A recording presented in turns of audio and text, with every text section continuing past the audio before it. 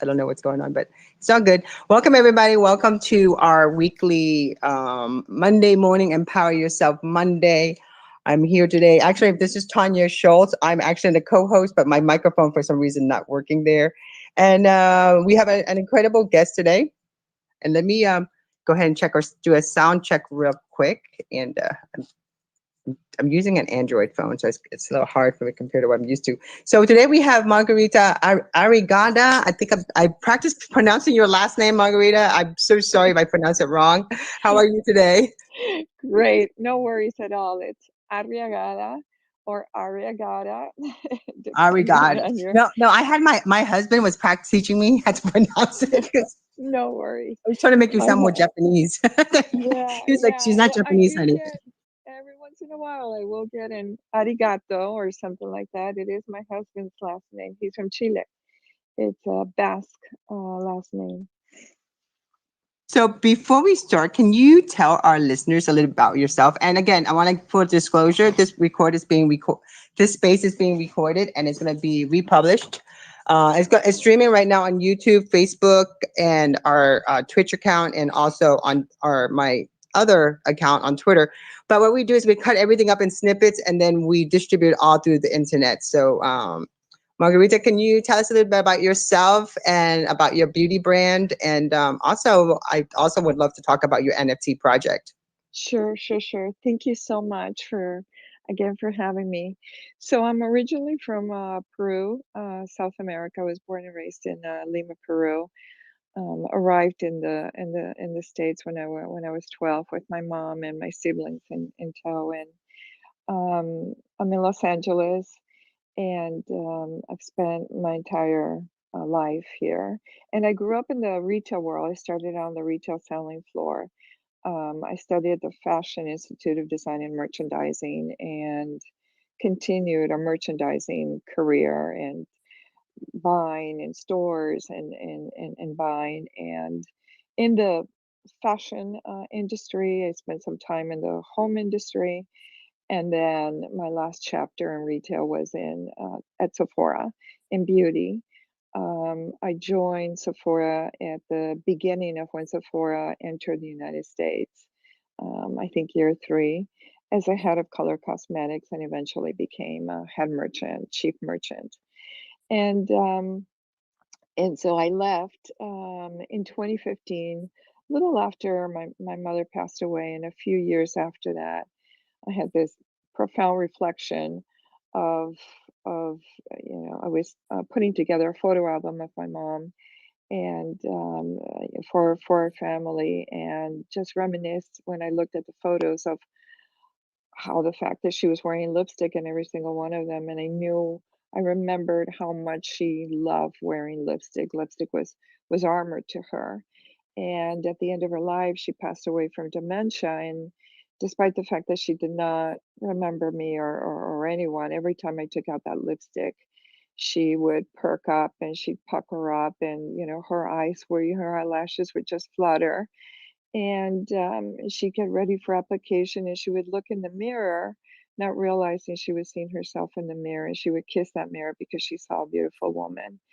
And I just, having been in the beauty industry for so long, and having loving the industry as much as I do, I felt that profound reflection of, wow, she did not remember me, but she never forgot how lipstick made her feel, was just something very endearing and I think symbolic, that I wanted to express and represent and bring that narrative forward, because I think beauty has so much intrinsic value, and the days that we're living today in beauty are fast, and I feel that we're over commoditizing. It's very saturated, and I just wanted to bring some of that narrative back into the space.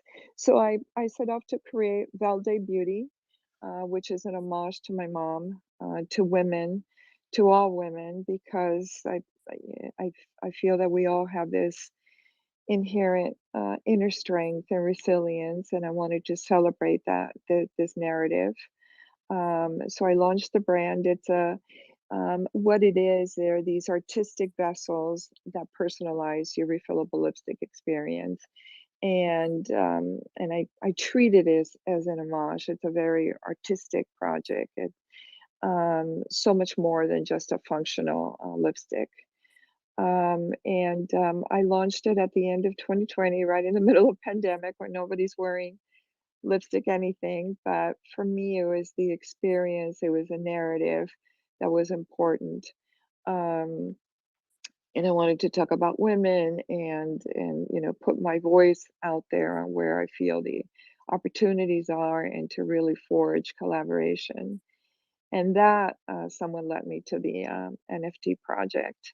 But I'll pause there for a minute because I um, just to give you a sense as to, yeah, a little bit about me and how I launched the beauty brand. Wow.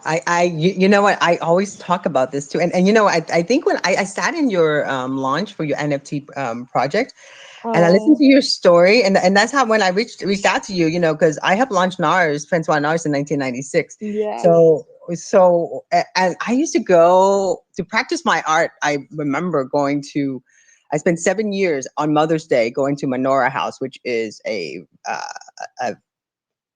for elderly women, you know, for like the long Hmm. term. So this one woman, her name was Esther. So I'm hearing you tell me your story about how it inspired you because your mom having dementia. Esther was a school teacher and she was just, I literally watched her for 7 years. But she only saw me once a year on Mother's Day. And anytime I pull out that red lipstick, her eyes would glow, like Yeah, literally glow. yeah, yeah. I always tell the story about the World War II, how women didn't, with, you know, back then women had to go to work because men went to war. But what we did was that the women would save all their money so that they can buy that one tube of red lipstick for themselves. That one tube that made such a huge difference in their day. And when they were so tired, and at the end of the day, they'll put a little lipstick on themselves and make them feel better. And that's why that red lipstick is considered a classic. And no matter what's going on in the world, somebody will be wearing a red tube of lipstick. So hearing your story, talking about your mom and how when she was going through her process and her looking at the lipstick, she remembered. I think that's such an important story.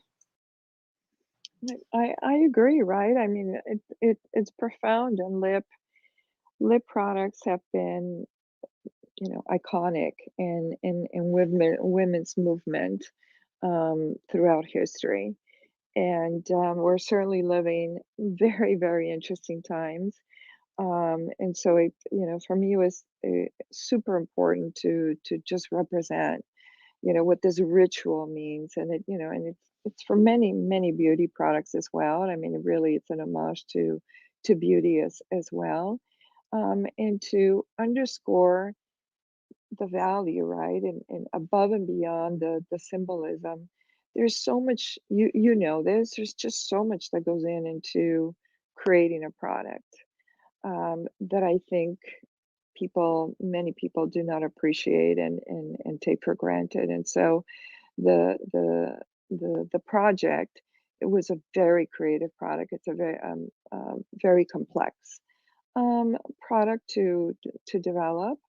Um, Yet it has a lot of functionality and versatility. But more than anything else, it was created like a work of art. The shape of the product is inspired by the female torso, and the inaugural design has wings to symbolize, our ability to thrive once we're in a space of being our authentic selves. And so it really was, it's a love story for me. I love that, and it's beautiful. Thank you so much. Thank you. Yeah, it was a super challenging process. A lot of start stops. I certainly questioned myself. I thought to myself often, is this a sign that maybe I should just give up and not move forward, because I had so many barriers that I ran in with, and a lot of it was really just a reflection on my own journey. The brand for me is so much about encouraging women to, be their true selves. Valdé is the name of the brand, and Valdé is a Latin word for very, which is a word that places emphasis on the word that follows. And so the tagline of the brand is "Very You," to encourage all of us to be ourselves. And I realized I experienced tremendous amount of fear and insecurities as I was going through this process because it was so challenging. And there lied this moment of truth that I had in realizing that um, I had not embraced all of who I am. So this brand journey above and beyond the creation is very personal to me for many reasons. I have just really begun to accept myself, accept, many aspects that I think I had suppressed. Working in the corporate world for so long. So it's a very special brand and personal expression for me.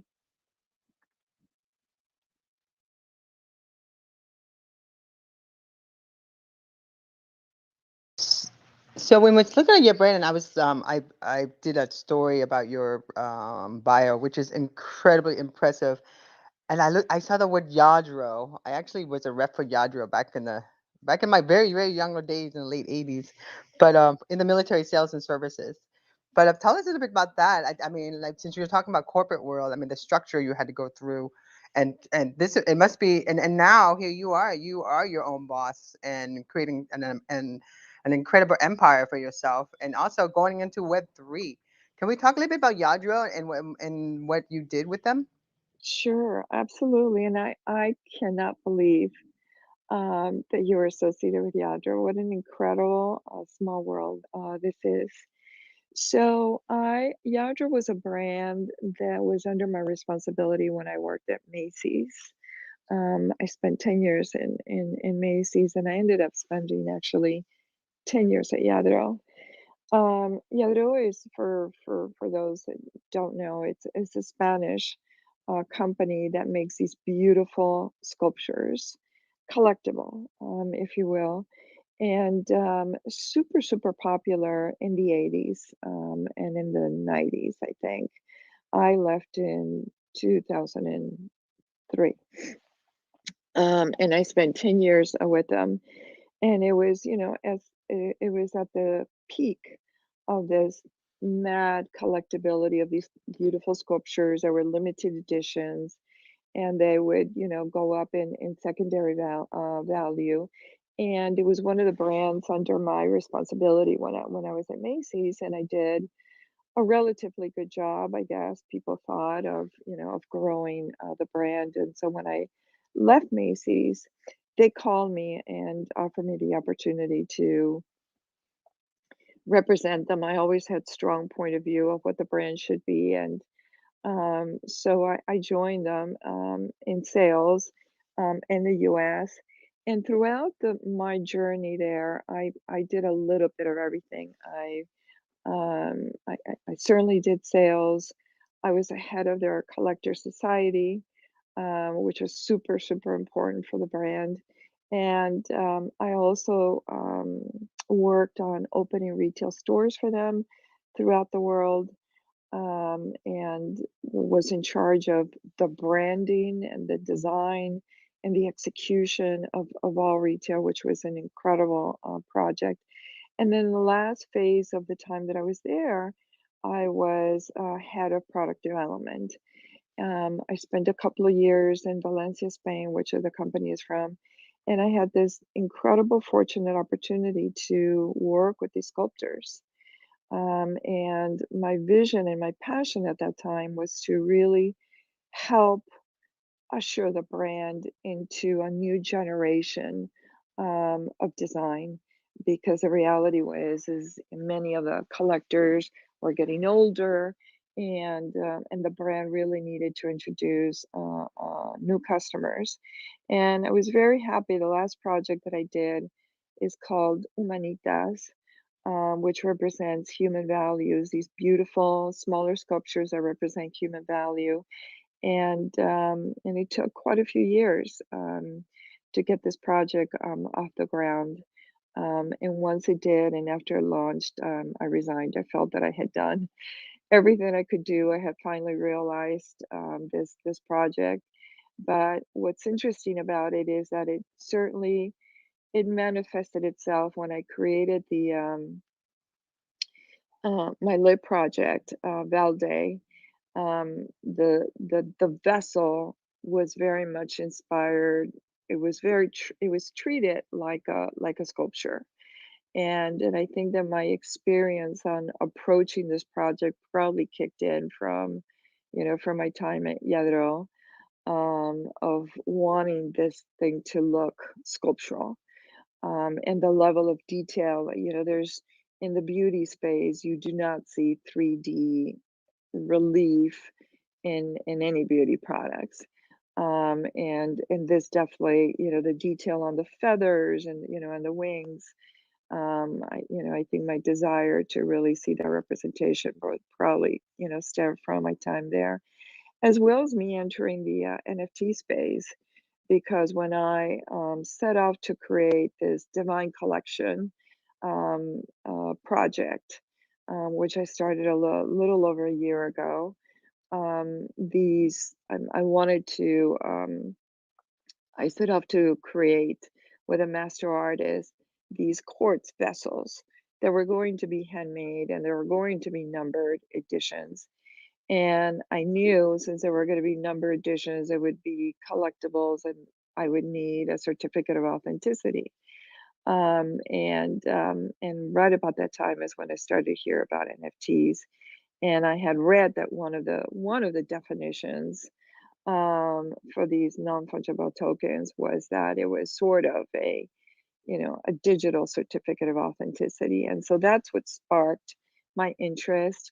And when I started to then investigate what NFT was, and I think because I had that collectible background, that experience in the collectible market, understanding that these collectibles had secondary value.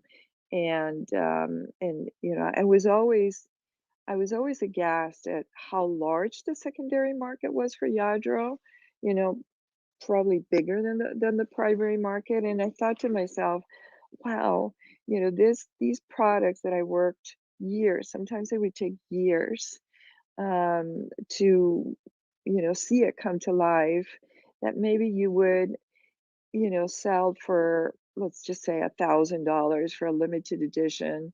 In days it would go up in value, to two or $3,000. And I thought to myself, gosh, and we don't get anything for it. I worked so hard, or the sculptors, they wouldn't get anything for it. And I just thought to myself, when I learned about NFTs, what a great benefit for the artists, right? And the owners, and the fact that you can really encrypt, and in the NFT, the royalties that can help, and in perpetuity. And I just thought it was amazing. So I really just I latched on. It felt very intuitive for me to pursue this space. I am so excited for you. You don't even want to know. I totally understand where you're coming from. I mean, I really see your point of view because, myself going, because so when I work, so I'm from Central Florida. So when I work for Yadro, this is, I had at the time it was there was RTC and NTC, Naval Training Center. So Yep, I was the rep that would I so my company had all these other lines, and we had Waterford and Yadro too. So I had to count all this stuff. So everything had to have a certificate, proof of authenticity of that product. Remember that little piece of paper in every single correct. box? It was like, oh my God. And if it was not in there God and it's forbid, open, should you lose it, then you could you lose your resell it. job. Yeah. That's money. So and so follow my thought right here. So this is where I'm kind of like bringing real world and NFT together, so I can explain this to people. Because so when you have a product like that, you got to have a certificate to say it's real, just like a Louis Vuitton, just like a Gucci and all that. Now take that and bring that in the digital world. What if we were able to show that this in the blockchain in an NFT? You're so incredible with your makeup in a sense, and that you created an NFT line for it, but it also shows the identity of your work, because your lipstick is not just a lipstick refillable. The case in itself is a piece of art and collectible. Am I right about this? Because coming from your background and your home goods and all the years experience, you have the eye of art already, and you know what people like because you worked around it. Now add that to the beauty industry, and I tell people all the time, even though I haven't really since I got in my accident, so I couldn't really do makeup anymore. I'm retired, but I haven't done makeup professionally since 2002. But I would always tell people, no matter how bad the economy is, women will buy lipstick. This is a thing. They will buy red lipstick, especially if there's a war going on. So red lipstick is going to be like the hottest thing you'll see. Red lipstick, red lip gloss. But the fact that we're in a time where we care about the environment, recycling is a thing, and also hanging on to a gift or like a beautiful piece, but it's a lipstick that's refillable. Oh my gosh, that's beautiful, and you get an NFT with it.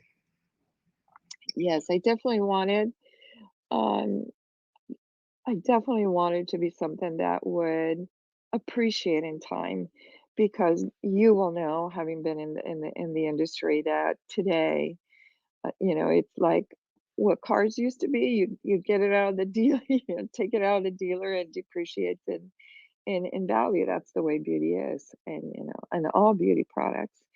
And I thought, why?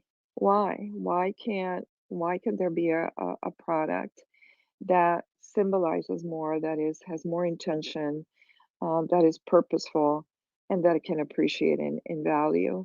So the case, the vessels really do look artistic. They do not have any branding on it.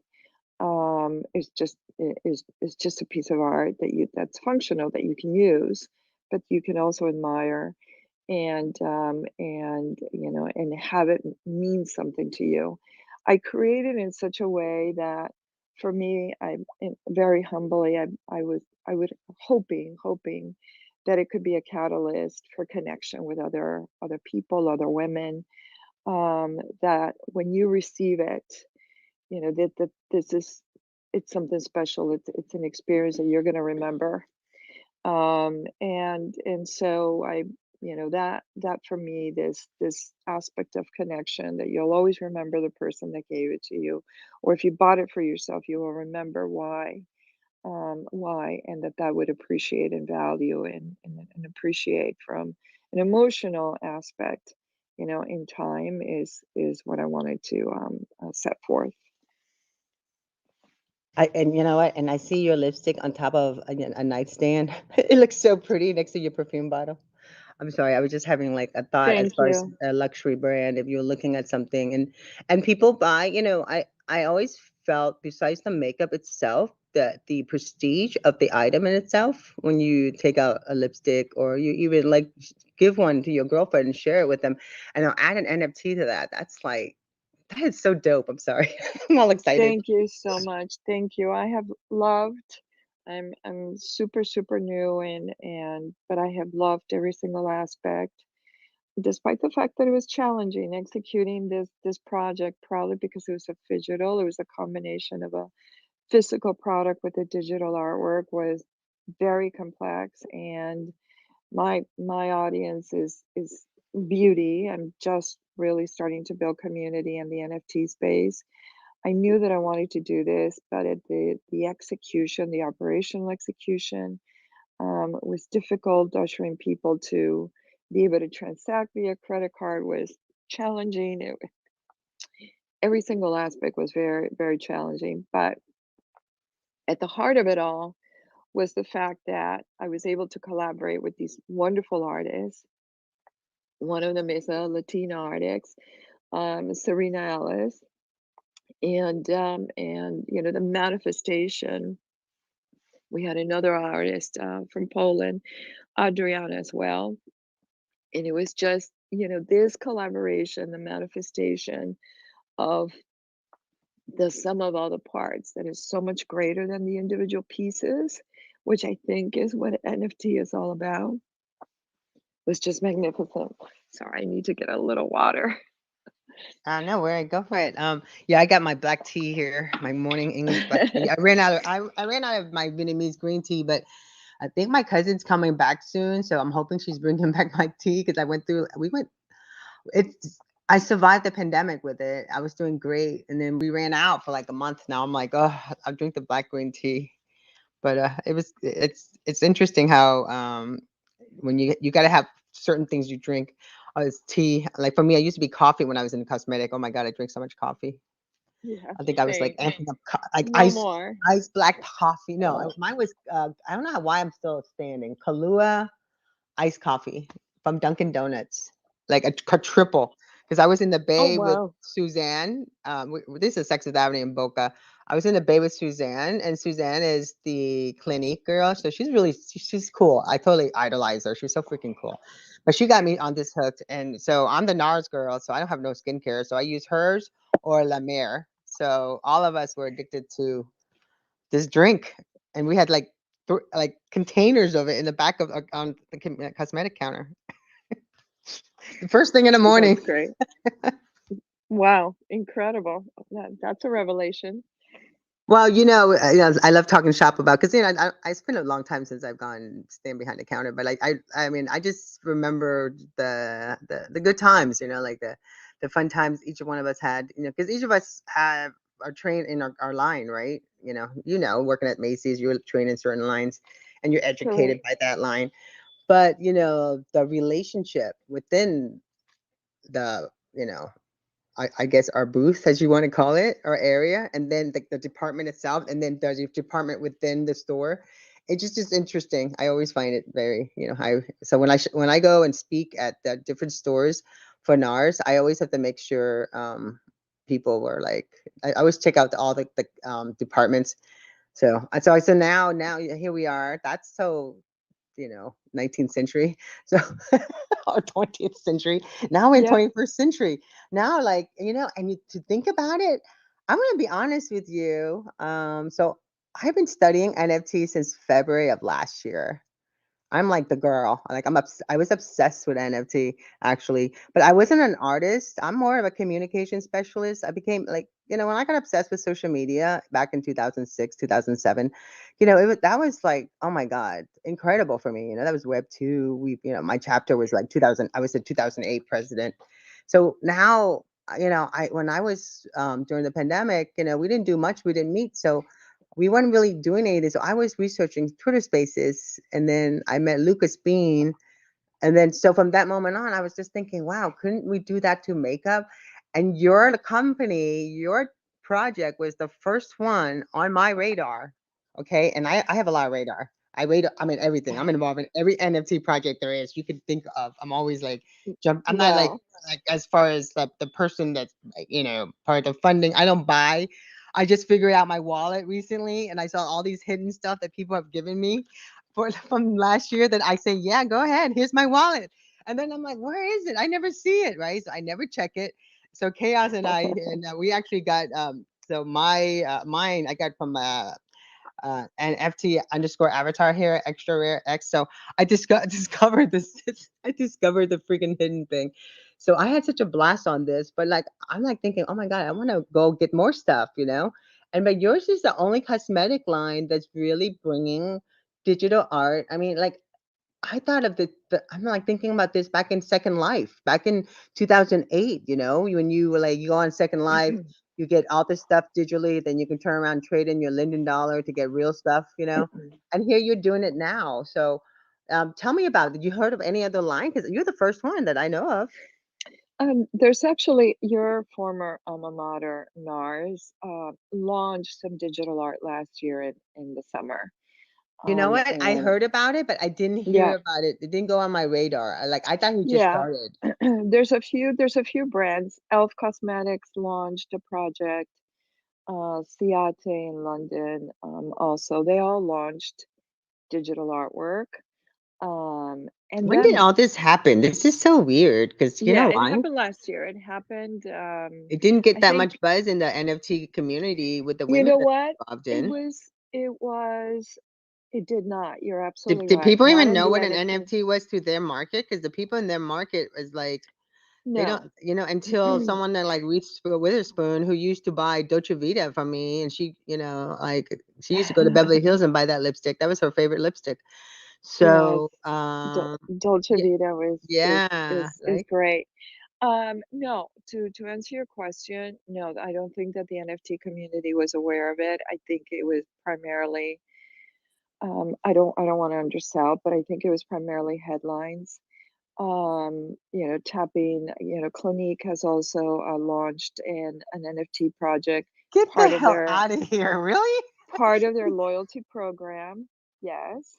Procter and Gamble has launched a sort of a metaverse experience, but none have put stake on ground on building community and staying in the space, right? And so for me, this project was, I certainly, like you, spend a lot of time researching, trying to figure out. I was more focused on trying to figure out how to execute. I didn't realize the need and the importance of building community.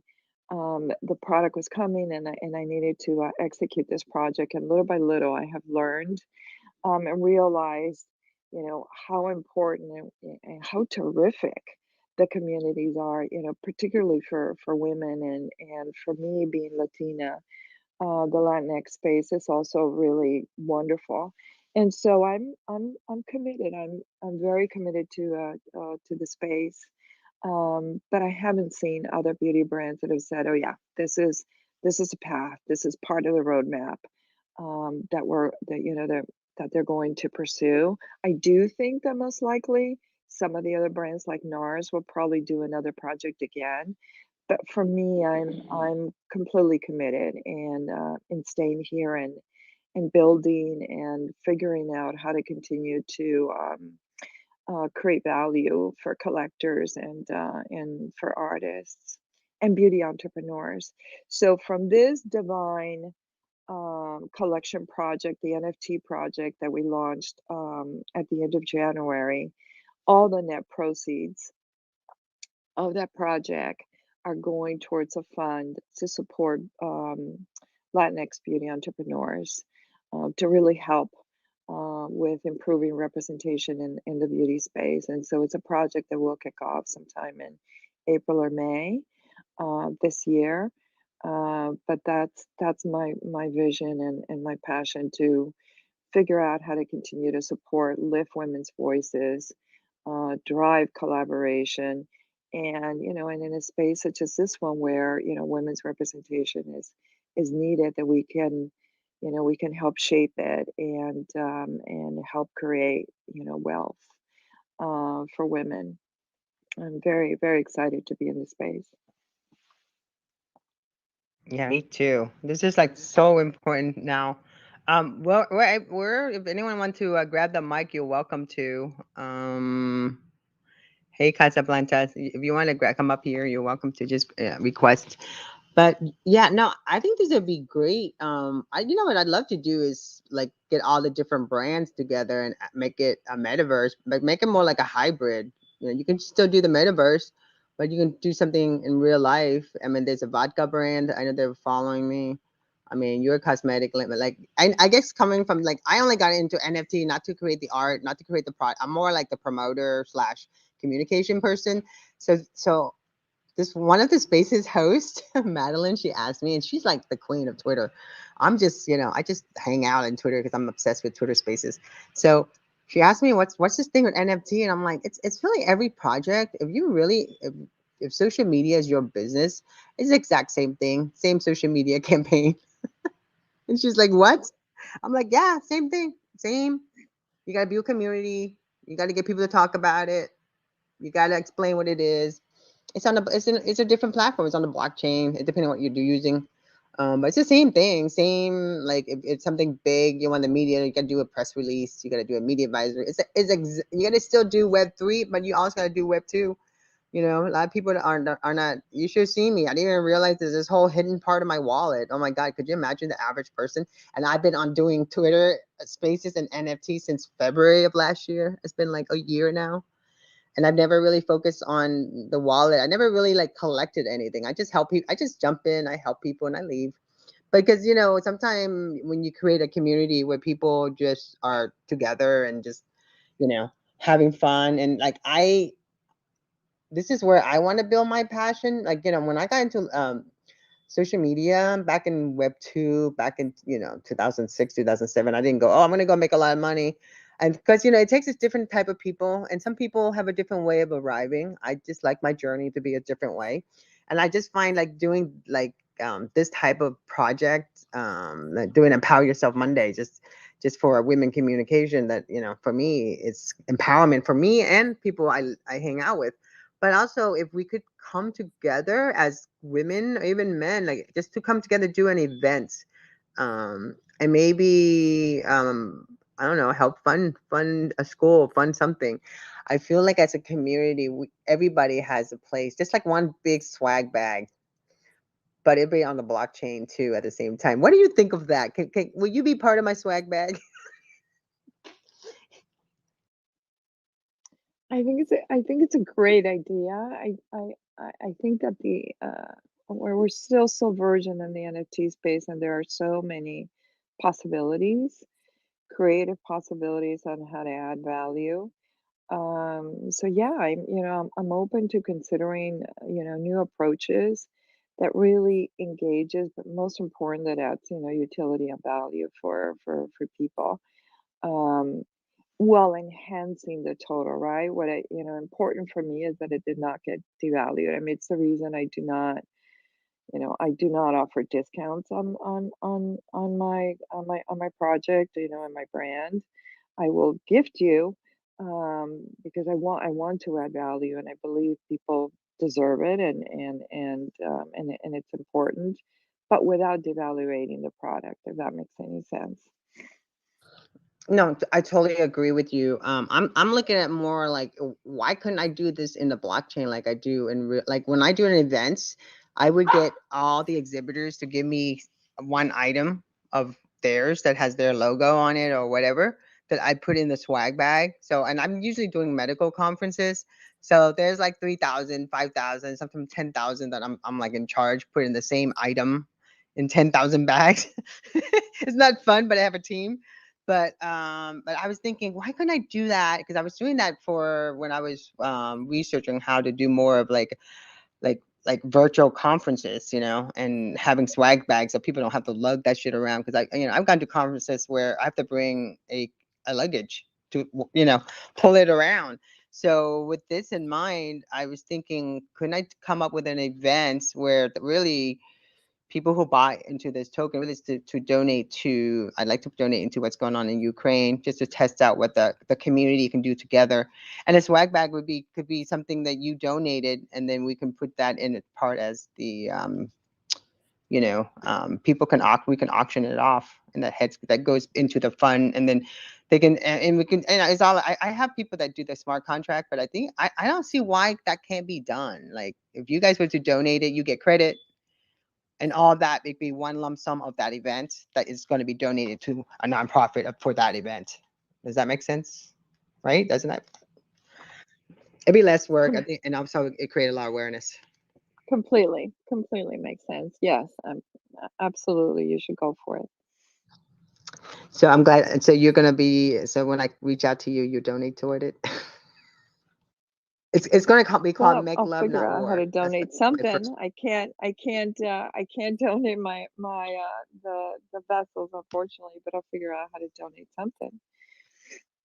Oh yeah, yeah. No worries. No worries. Now we will work out something. Like I said, I just want to kind of like test this out, and if I could make this into a template for other people, because I try to help as many women as I can, because I feel like it's not about you know me giving them a free tube of lipstick. I would rather teach them how to utilize their what are they're doing, and so they can get their own tube of lipstick, or they can like create a whole process, a project doing the tube of lipstick. So it's coming across projects like this. So I don't see why can't I have people like Fernando here become like an event person in the metaverse where he can just set up an event and get all, he and I can like work together if he wants to, and then we can do the swag bags but make it part of a blockchain. Hey Fernando, how are you? Doing good, thank you. Hola. Oh, sorry, there's two Fernandos. Sorry. Oh my god, I forgot. Hey, how Wow, are you you? Fernando. Hi, Fernando Well, too. I, he's our That's funny. artist. He gave us these NFTs, so I said let me wear these for you. Okay. Um, let me go. Let me go first. I have a question actually. Hey, Tonya, thank you so much for let me Hi. speak. How you doing? I hope you're well. Hi, Doing Giga, great. down there as listener. Fernando, nice to meet you. And Margarita, it's a very pleasure to meet you, to hear from you. I hear not everything, but I think a lot to maybe understand what you're going through. And I have actually a friend of mine. She's so good. I work with her, still working, not working because I have a little bit of trouble here in my city, but I work with her like 7 years and she's working cosmetics. She make everything from zero. I bring her here in Switzerland. She start to work. She create her own business, and now she's trying, or she make like she want to retire it. She buy a house with his partner in Marbella, and she want to go. But she's a so good person and so good in this. I don't believe that she will uh, stop to doing that because she loved that. She will go. I think she will go depressed if she don't work in the cosmetic anymore. So and I I try to figure it out. How can I bring her in these spaces too to meet other people? But she don't speak English. She don't even learn German here. She don't if, without German here in Switzerland. She built a own. She have her own company. She work and she's selling now, and she can go wherever she want. And but she is one of the person that she came from nothing, and she have like the capacity to learn. I think to show other people how you can work from nothing, not even with language or all this. And she's good with that what she do. But also I see all this, the future or all that what's come now.